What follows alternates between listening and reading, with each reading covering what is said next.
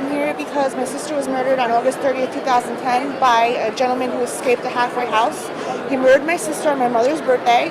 I was told by the Christie administration that there would be procedures looked at as to how he escaped.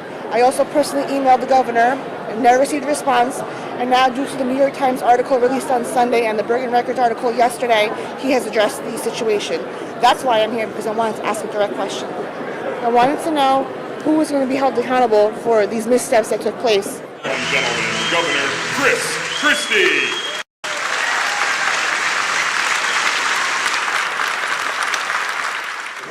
I'd like to know an answer. Why is it taking so long to give me an answer when I was already asked 2 years ago?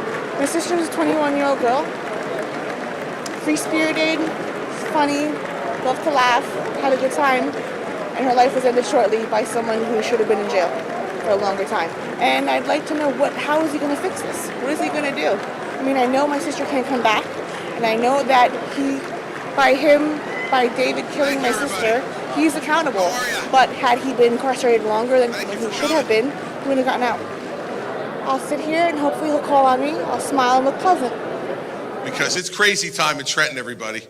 It is the last 12 days of the legislative session.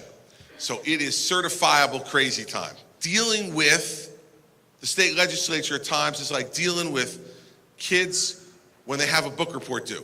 We got a $30 billion plus budget that they haven't even responded to yet. You know what kind of Democrat I'm talking about? A Corzine Democrat. The taxes need to be lower and the spending needs to be less. Now you all remember the cartoon character Wimpy, right? He said he would be happy to take a hamburger, to pay you tomorrow for a hamburger today.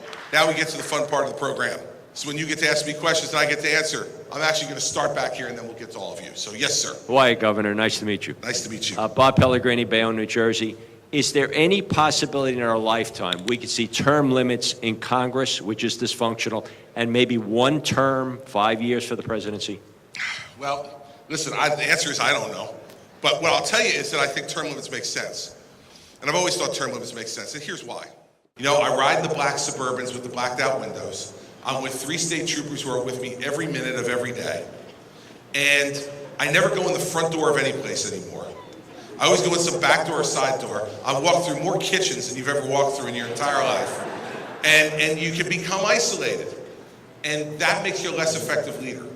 And so the town hall meetings are about making sure that I hear from the people that I heard from today. So were you disappointed? I was very disappointed. What did you think about what he had to say, and especially as it relates to your concerns? The only thing that had any interest was a tort reform, because due to my sister's death, it was negligence on the part of the state, the Department of Corrections, the Department of the Parole Board. So that piqued my interest. The rest of it was like Charlie Brown's teacher, wah, wah, wah. That's really how I thought of it. But in all other aspects, he didn't address what I wanted, so I'm disappointed. So what are you going to do now? I'm going to email him with a picture of me since he stood right in front of me and made eye contact, but I think he might have realized who I was and figured not to ask me any questions. Disappointed, but I'm not going to stop. I haven't stopped in 2 years, so why stop now?